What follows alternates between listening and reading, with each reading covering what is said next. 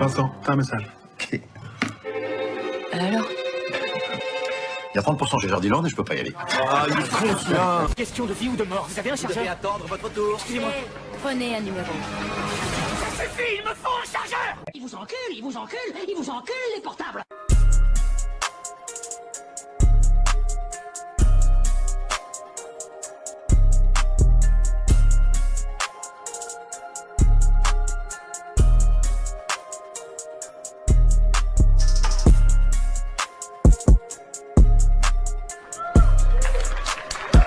The first one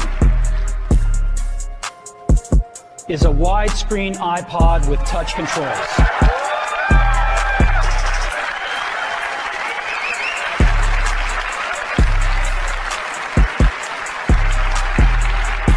The second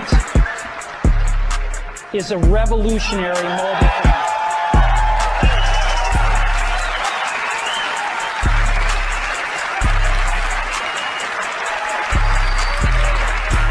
And the third is a breakthrough internet communications device. These are not three separate devices. This is one device. And we are calling it iPhone. Today, Apple is going to reinvent the phone.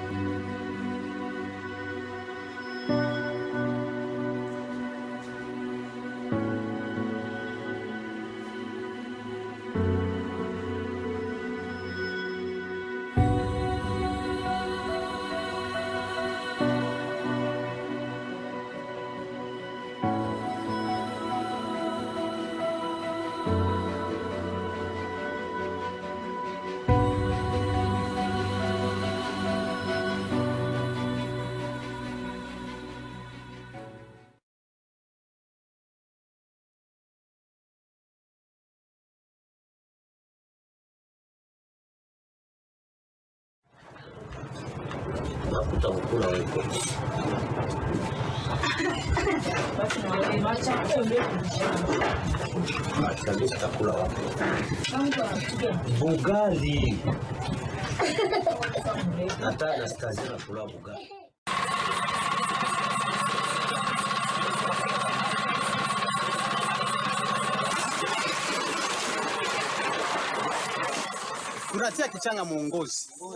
Les déchets vont dans le chariot, on ajoute de l'eau, on le déplace vers la ligne et l'eau le rince. Je garde le niveau d'eau élevé pour m'assurer que la cassitérite ne roule pas vers le bas. Ici, nous avons du coltan et de la cassitérite. Nous les mettons dans un sac, les ramenons chez nous et les faisons sécher.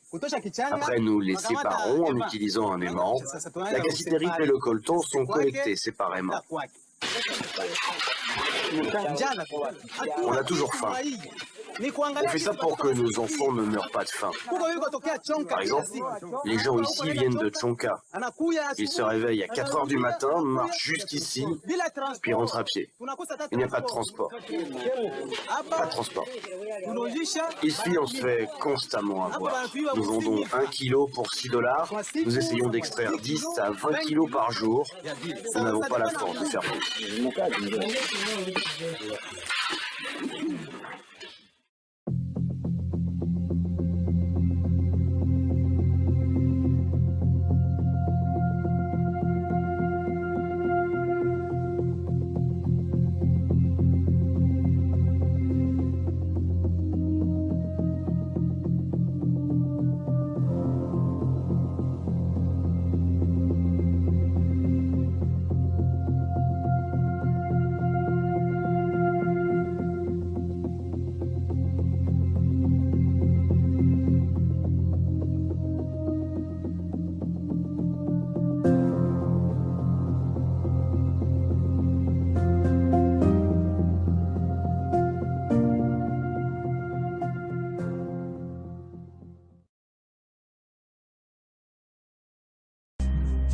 On devait travailler toute la nuit pendant 8 heures et finir à 5 heures le matin.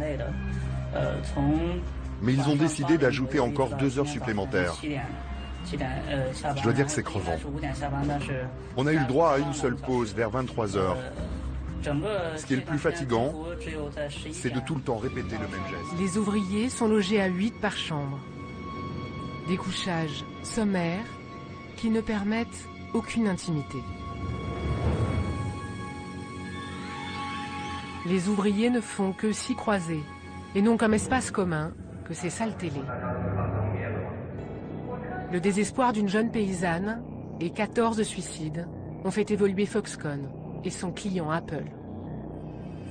Le changement le plus notable dans l'usine de Shenzhen sont ces filets de sécurité installés il y a quelques mois, à chaque fenêtre de chaque dortoir et à chaque atelier. Apple assure que Foxconn améliore les conditions de travail et a ouvert ses portes à une organisation de contrôle. Foxconn a promis que l'été prochain, aucun employé ne dépasserait le quota légal d'heures supplémentaires. Autre moyen pour prévenir les suicides, une hotline appelée la ligne de l'amour a été créée. Son numéro, le 78585, se dit « Aidez-moi » en chinois. Il est sur tous les badges de tous les employés. Foxconn a également instauré un test psychologique à l'embauche pour éviter de recruter les plus fragiles. Un test qu'ont passé les ouvriers que nous avons infiltrés. Les questions sont idiotes. On te demande par exemple si tu es dépressif ou colérique. Franchement, si tu veux te faire embaucher, tu ne vas pas le dire. D'ailleurs, le contrôle de santé coûte 7 €.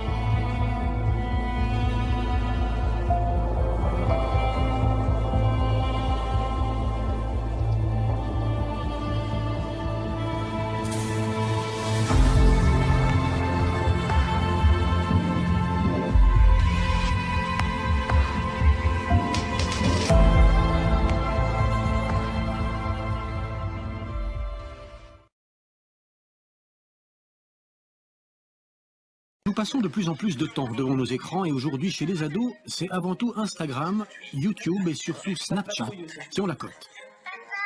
Ici, on peut prendre des vidéos en appuyant longtemps. On peut aussi prendre des photos. On peut mettre dans notre story. Donc notre story, ça veut dire que toutes les personnes qu'on a sur Snapchat, elles vont voir ce qu'on a mis. On peut téléphoner. On peut envoyer des emojis et parler normalement comme on fait avec tout le monde.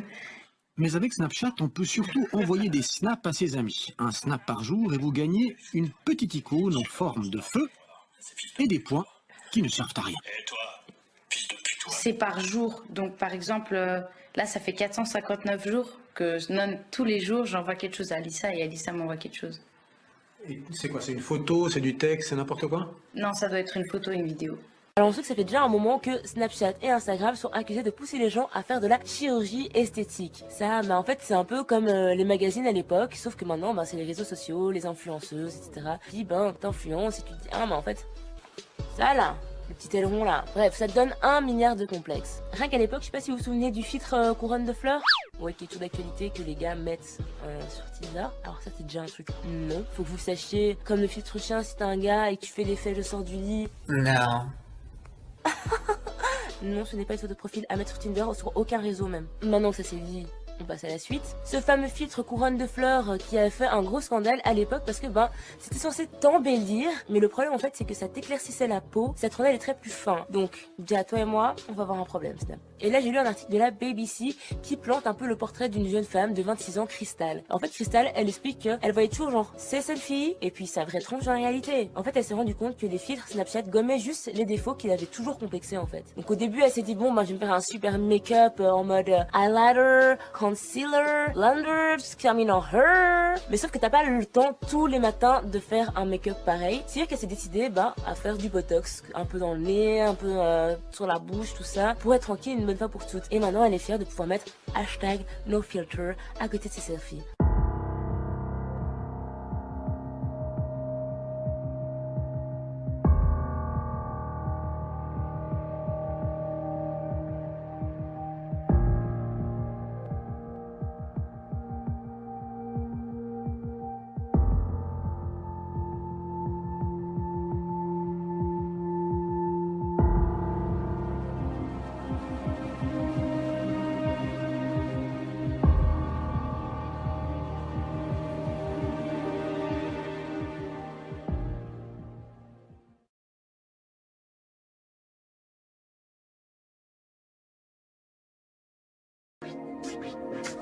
Gagner des points en jouant, obtenir des likes ou des feux sur les réseaux sociaux, recevoir un mail ou une notification.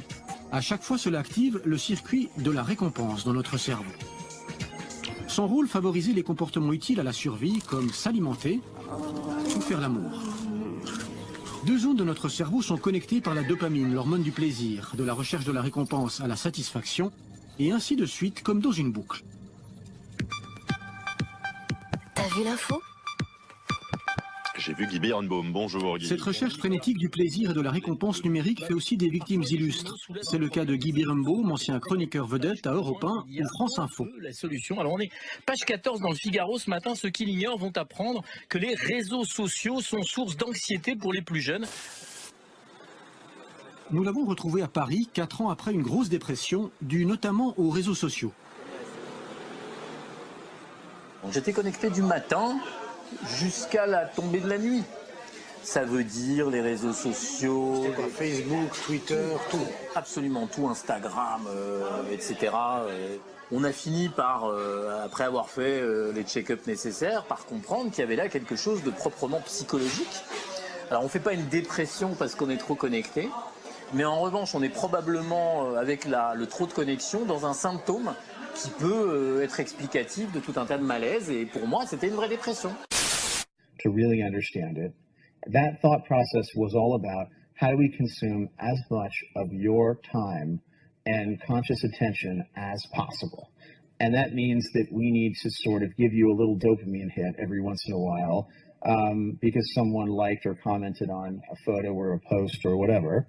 And that's going to get you to contribute more content, and that's going to get you, more likes and comments. And it's a social validation feedback loop that it's like it's exactly the kind of thing that a hacker like myself would come up with, because you're exploiting a vulnerability in human psychology. And I think that the inventors, creators, and it's me, it's Mark, it's Kevin Systrom at Instagram, it's all of these people, understood this consciously, and we did it anyway.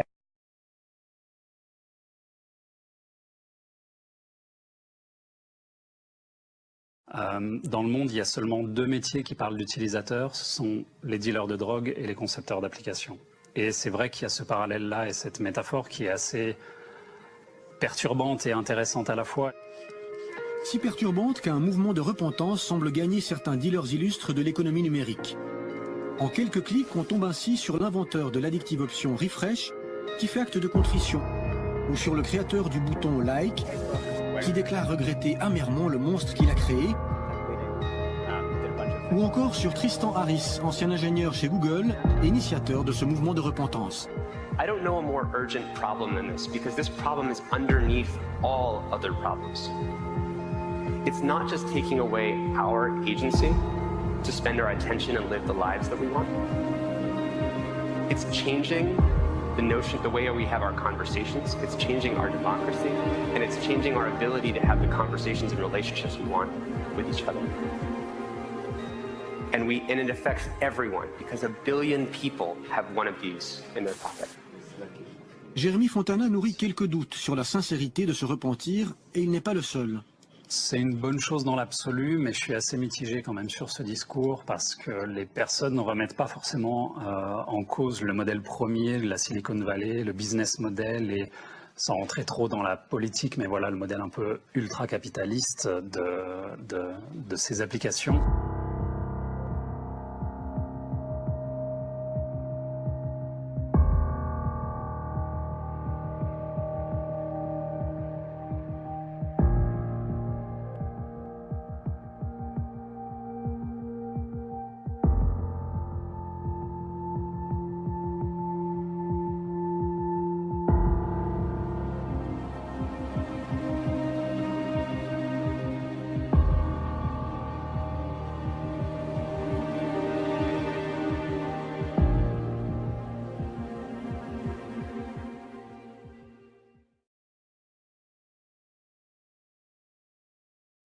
Nous avons remis un de ces smartphones à un expert en sécurité et en cybercriminalité pour un interrogatoire éclair. Des techniques qu'utilise également la police. En quelques minutes à peine, nos experts font réapparaître l'intégralité du contenu du smartphone. Tous les contacts, l'historique complet des appels, les photos et les endroits où elles ont été prises, la liste des sites sur lesquels le smartphone a surfé et toutes les conversations SMS. Ouais gros, j'ai fini 1 heure plus tôt, je vais pas tarder, à telle heure. Ok. À la minute près, on retrouve ce qui s'est dit, à qui et en quels termes. C'est tout l'historique de l'ancien propriétaire qui réapparaît. On imagine aisément ce qu'un esprit mal intentionné pourrait faire d'autant d'informations personnelles. Quand on voit qu'en 8 minutes on peut récupérer ce qu'il y a dans un téléphone, on pourrait très bien imaginer dérober le téléphone d'un chef d'entreprise pendant un quart d'heure, 20 minutes, récupérer la totalité des données et avoir dedans la vie totale de ce chef d'entreprise, avec des contrats peut-être, des documents attachés dans les mails stratégiques. Il y a 10 ans, il n'y avait pas un divorce où on parlait de téléphone portable ou de smartphone. Aujourd'hui, il n'y a plus un seul divorce où il n'y a pas une dimension électronique. Vous avez des sociétés qui gagnent beaucoup d'argent et qui vendent rien, puisque Google c'est totalement gratuit. Ce qu'ils vendent, c'est vous. Alors, est-il encore possible de conserver ses propres secrets et de préserver sa vie privée quand on possède un smartphone? Voilà, donc on a récupéré ce smartphone d'occasion qui a été entièrement effacé. Est-ce qu'il y a moyen de pratiquer une résurrection des données qu'il y a dedans? Oui. Combien de temps ça peut prendre? Une bonne dizaine de minutes, ça dépend en fait de la quantité de données qui se retrouvent dans le téléphone. Ok. On y va? On lance le chrono? On peut lancer le chrono. Nous n'allons pas dévoiler la méthode qu'utilise notre expert. On peut simplement en dire qu'elle nécessite du matériel, du hardware et des outils spécifiques d'extraction des logiciels, des softwares. Ce sont des techniques auxquelles recourt la police et les services de renseignement. Top chrono, 8 minutes 24. Côté police, l'intégralité de la mémoire du smartphone est revenue. Contacts, SMS, toutes les conversations réapparaissent. Immédiatement, la personnalité du précédent propriétaire réapparaît. Ouais gros, j'ai fini 1 heure plus tôt, je vais pas tarder, à telle heure. Ok. On sait quel jour et à quelle heure et à qui le précédent utilisateur a envoyé tel ou tel SMS, les vrais numéros de téléphone, les noms voire les surnoms qui y sont attachés et le type de propos. Bref, il n'y a plus aucun secret. Les informations qui sont intéressantes, c'est qu'on a plus de 118 traces d'appels téléphoniques et 116 messages SMS. Donc on a au niveau de la ligne du temps un temps vraiment extrêmement long qui permettra de connaître beaucoup d'informations sur l'activité de l'ancien propriétaire. Du côté de notre expert privé, la carte mémoire amovible du smartphone est également passée à table. Là on voit bien que c'est un téléphone qui vient de France puisqu'il est sur la page d'accueil d'Orange. On a tout ce qui a été téléchargé comme logiciel et tous les logiciels qui sont installés sur le téléphone. Toutes les images sur lesquelles le téléphone est passé, notamment lors d'un surf internet. Donc là on peut évidemment très vite dire qu'on est face à un fan de foot. On a aussi la partie audio, où là vous avez les MP3. On va pousser lui jusqu'au bout, on va jouer le MP3. Le smartphone ne parle plus, à présent il chante. Mais ce n'est pas tout.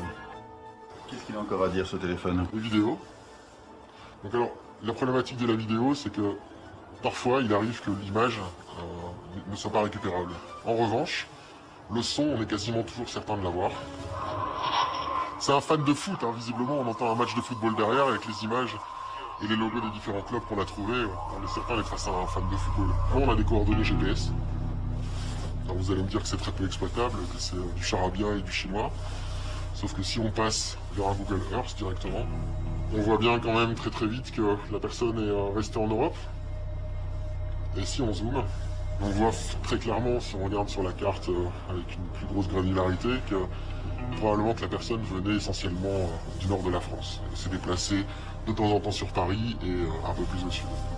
Et à force de ne pas répondre aux questions des deux journalistes, l'interview devient de plus en plus musclée. Ces emails que vous avez écrits à la fac, ils vous suivent, que ça vous plaise ou pas.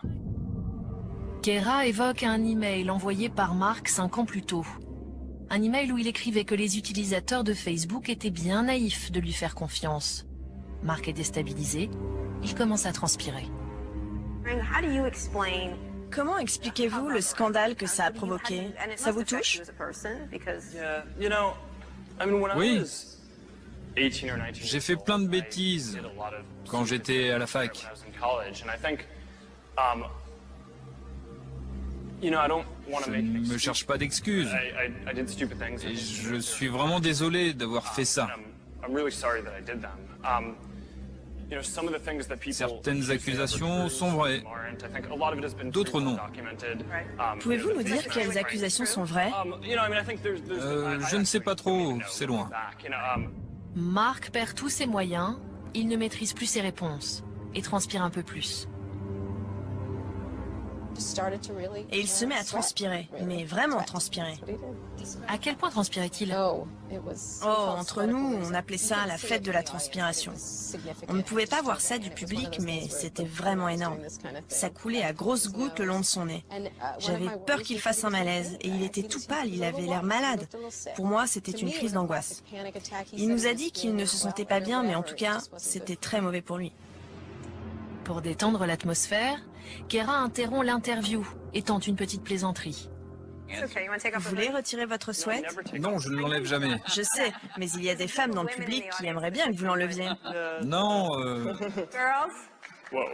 En s'épongeant le front, Mark prend conscience de la situation. Il cherche une issue, mais les questions repartent de plus belle.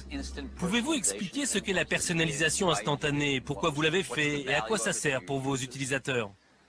peut-être que je dois l'enlever. Enlevez-le. Pour gagner du temps, Mark décide d'enlever son sweatshirt, mais il va comprendre qu'il n'aurait jamais dû. C'est un sweat officiel. On imprime notre mission à l'intérieur. Oh mon Dieu, l'intérieur du sweat. Mais qu'est-ce que c'est?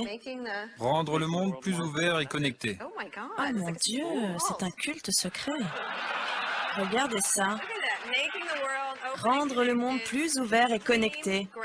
Avec un symbole au milieu qui doit être réservé aux initiés, je pense. Un logo mystérieux qui vante les valeurs de Facebook.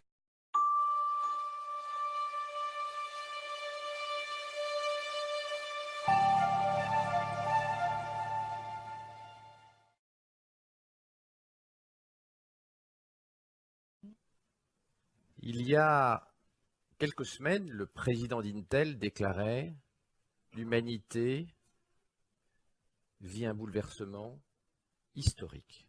Il parlait de changement de civilisation du fait de l'intelligence artificielle. Et il est vrai que nous avons aujourd'hui une vague technologique qui est absolument incroyable et qui se double d'un changement d'idéologie avec la montée en puissance du transhumanisme. Le président cofondateur d'Intel expliquait il y a quelques mois « Nous allons faire des machines qui pensent, qui raisonnent et qui font les choses mieux que les êtres humains ». Mark Zuckerberg a expliqué que le business model de Facebook allait changer et que dans le futur, les utilisateurs de Facebook allaient communiquer directement de cerveau à cerveau par des neurotechnologies permettant de réaliser de la télépathie médiée par ces neuroprothèses. En tout cas, si le design ne changeait pas énormément depuis le premier iPhone, les services proposés par les marques sont de plus en plus poussés. C'est comme ça que les smartphones se sont dotés d'intelligence artificielle, comme les assistants vocaux intelligents. Pareil pour le déverrouillage avec les empreintes digitales, plus récemment avec son visage. Les batteries ont aussi évolué, malgré le fait que voilà, on aimerait bien que ça tienne un peu plus qu'une journée, 2 jours.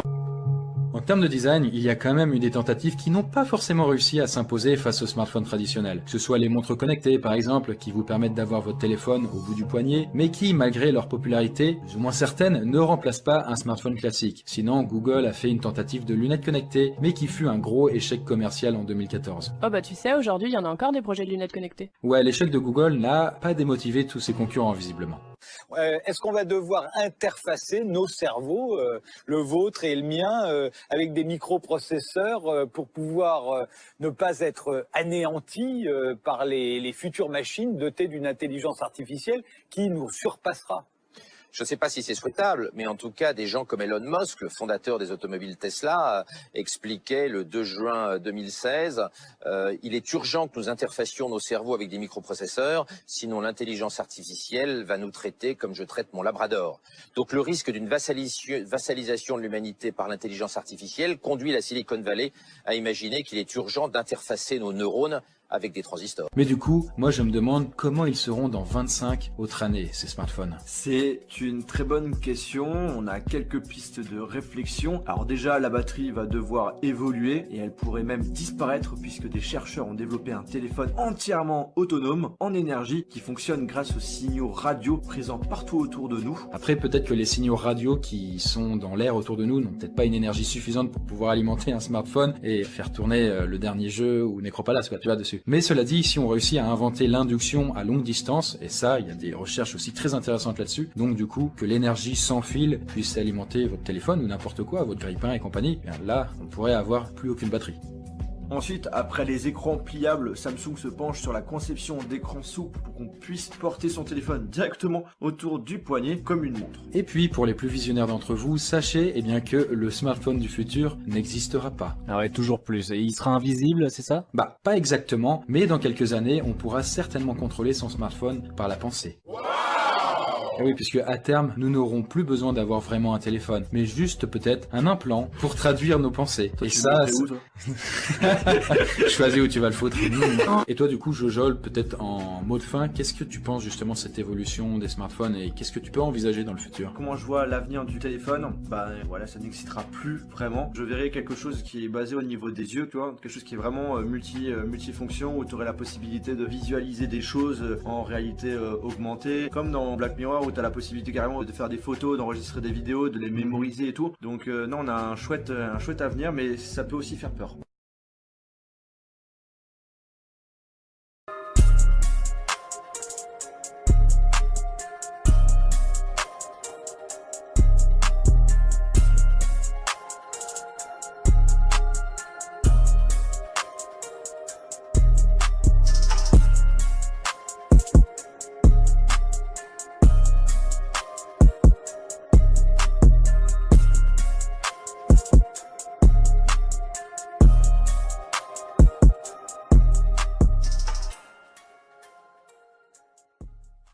Ils vous enculent les portables!